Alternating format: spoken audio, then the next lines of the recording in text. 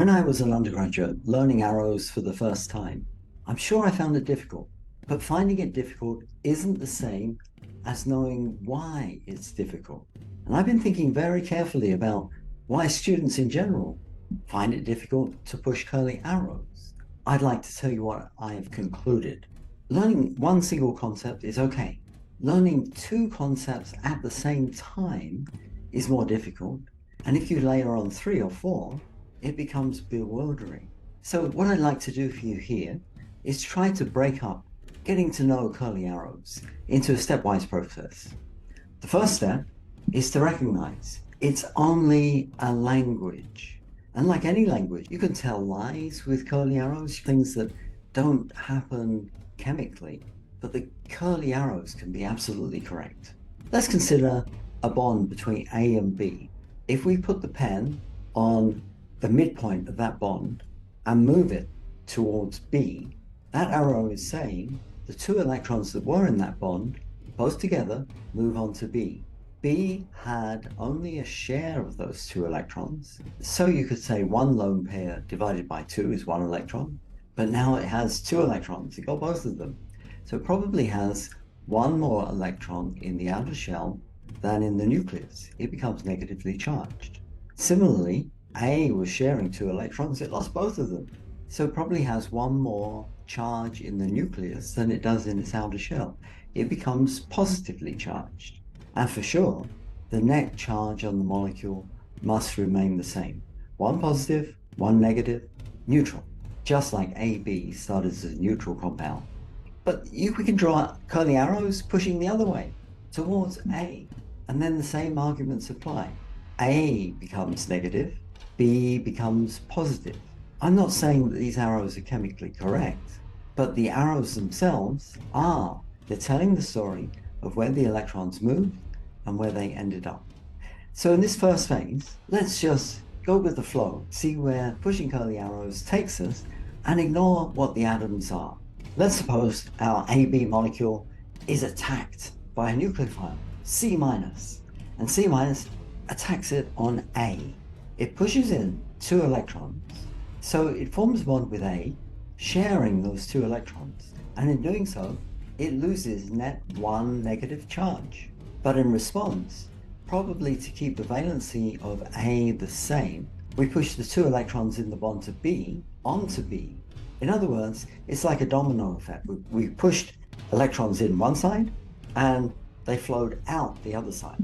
Alternatively, C- could attack our AB molecule on B, and then by keeping the atoms exactly where they are, I can just draw the arrow in a different shape. It only matters where the arrow starts, that's on C- in this case, and where it ends, that's on B in this case, and how many heads it has. This is a double-headed arrow, two electrons. Don't worry about single-headed arrows yet. That's not important. Okay, so in response to being attacked on B, our AB molecule shifts electrons onto A. So we form a BC bond this time, and A-. Let's consider a situation where A attacks B again, but the difference is B to C is a double bond, and C to D is a single bond, and then D to E is a single bond as well. So we draw the arrow starting from A, going towards B. That arrow is saying two electrons are moving from A towards B to form a bond.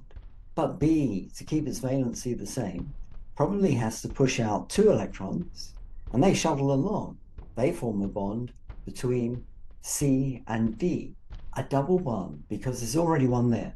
And to keep the valency of D the same, we have to push out electrons onto E, and it gets the negative charge. You see, we've done a conjugate nucleophilic displacement, an SN2' reaction. What about a case where A- attacks a molecule B, C, D, E, all single bonded to each other? And let's suppose we want to say with our curly arrows that A attacks B. Well, we put our pen on the electron density. You always do that. And you push towards the atom that we're attacking. That's B. But B, to keep its valency the same, probably has to break a bond between B and C. and we can push that between C and D now. We form a double bond because there was already one there, and we've added a second one. But to keep the valency of D the same, we have to push electrons from D onto E. E is at the end of the chain. E is the happy guy who gets the negative charge. Let's say that there's a double bond between C and D in the same molecule. Well, A attacks B again, it forms a bond. The BC bond breaks again, and it forms a bond. But this time it adds one between C and D. It has two already there, so it forms a triple bond. And the D to E bond breaks again. The two electrons move on to E, so it gets the negative charge. It's happy. Well, I hope by now you're familiar with this concept of going with the flow, just using arrows to speak electron flow in chemistry. But we didn't consider what the atoms are, A, B, C, and D, and E. The next layer of complexity, the second concept to consider, is what those atoms are and their valencies. Because although we can say things with curly arrows, it's completely unrealistic if we don't keep the valencies at each atom appropriate. To illustrate this, let's take methane thiolate, methyl S- anion, and attack it on the methyl group of iodomethane. We push in the arrows. That arrow says we form a bond between the S and the carbon. Now you know the valency of carbon cannot be more than 4.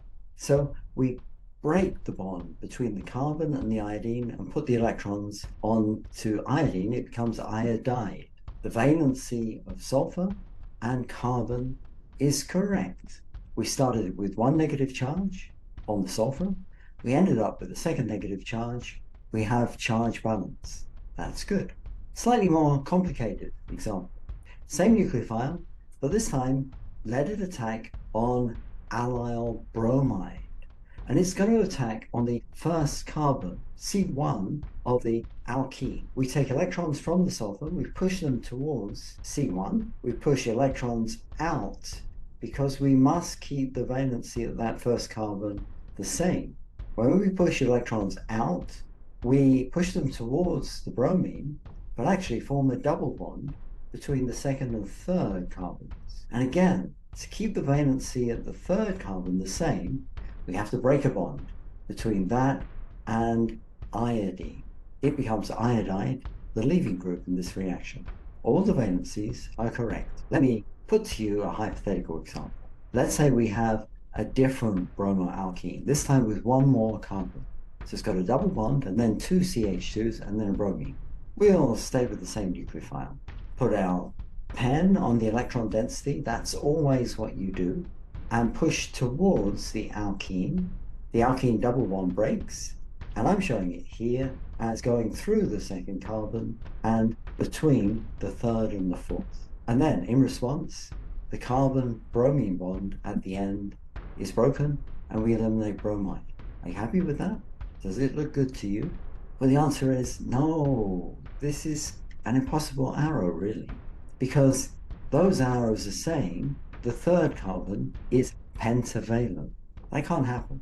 So those arrows are really nonsense. It's like speaking to someone and just putting letters together in a random way. It doesn't make sense in terms of the valencies of the atoms involved. That's the second layer of complexity. There's a little bit of chemical reactivity that I'd like you to think about now. This is the first time I've talked about chemical reactivity seriously in this video so far. Cyanide attacks methyl iodide, the same electrophile as before. We put the pen on the electron density, that's the cyanide carbon, and we push towards the methyl group, form a bond, and break a bond. The CH3 valency is 4 throughout, and we have charge balance because we started with one negative on the cyanide, and we ended with one negative on the iodide.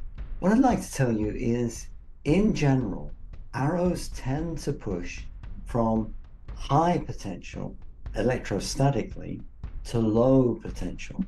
They push from atoms that have a lot of electrons towards atoms that don't have enough to satisfy their electronegativity requirements. Carbon is less electronegative than iodine, so the electrons flowed nicely onto the more electronegative atom. They flowed from high potential electrostatically to low potential in this SN2 reaction. Now I'm going to layer on the third concept. Recall, the first one was going with the flow, seeing how the arrows push like dominoes. The second one was satisfying the valency of the atoms, particularly the carbon. And the third is representing the organic molecules in these zigzag stick representations. Now, if you don't already know this, I recommend you go back to my electronic books on bonding and hybridization. That's the first in this series, and the other on conformations of acyclic hydrocarbons. And there I talk about converting structures with all the hydrogens shown into neat structures like this.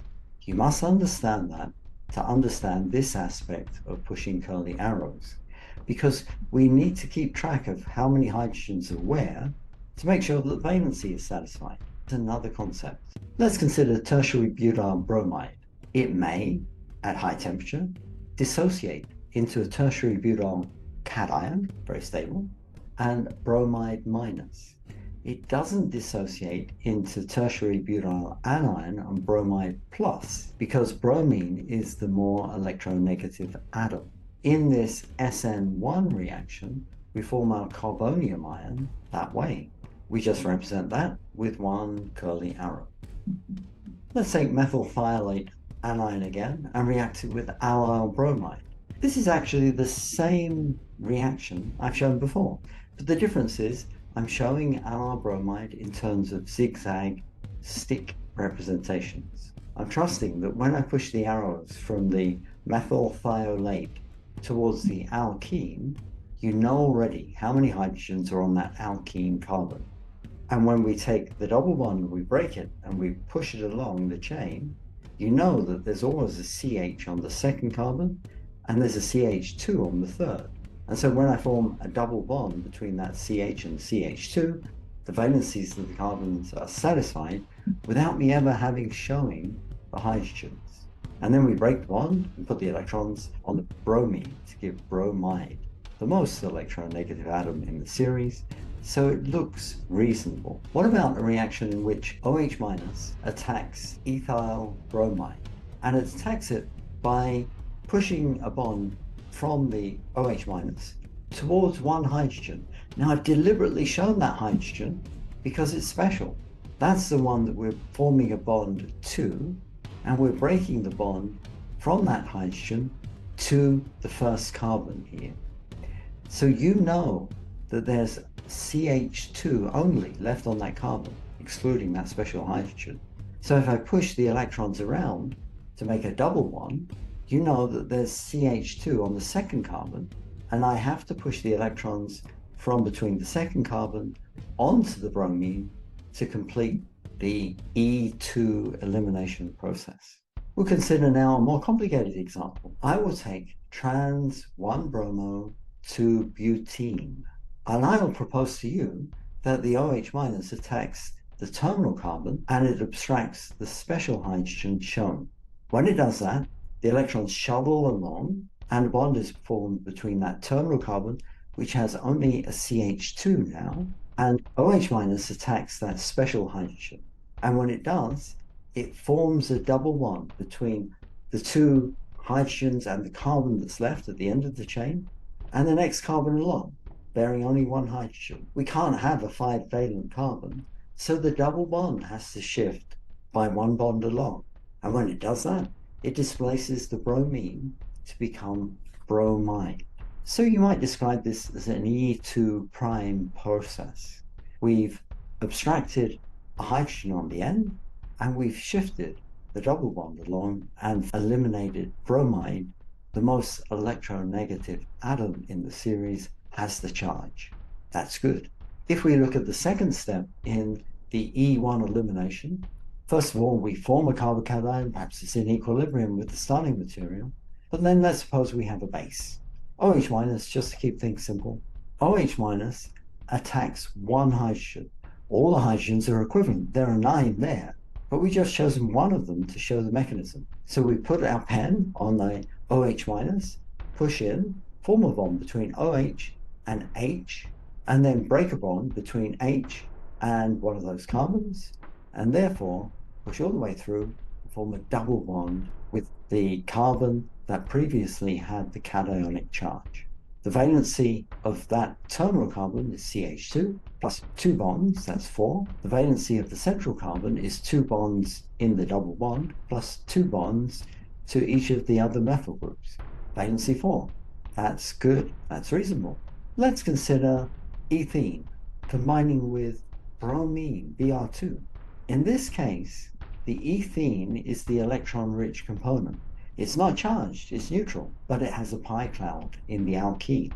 So let's put our electrons there and push them towards one of the bromine atoms. And in response, to keep the valency of the bromine correct, we have to break the Br-Br bond and form bromide.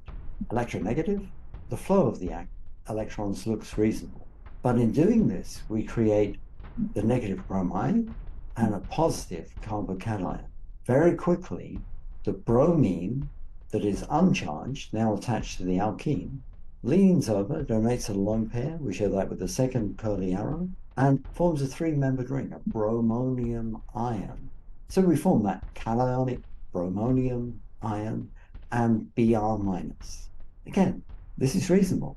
In conclusion then, to understand curly arrows, it takes at least 3 steps. Step 1 is just going with the flow, pushing the arrows around, seeing if they look reasonable. Step 2 is making sure that you satisfy the valencies of the atoms involved. And step 3 is making sure that you can draw the molecules without actually showing the hydrogens, and still the valencies are appropriate. And all throughout, when you're thinking realistically of the chemical reactivity, the electrons flow from the electron-rich place, say a nucleophile, towards the most electronegative atom, usually. So in this last part then, I've described probably the 4 most important reactions in Introductory Organic Chemistry 1, SN2, SN1 reactions, E1, and E2. And just for a little variety, I've shown SN2 prime and E2 prime. If you can remember those 4 mechanisms and push the curly arrows correctly, you have a great start in the first semester of organic chemistry. Good luck with that. Thank you very much for listening again. Bye-bye.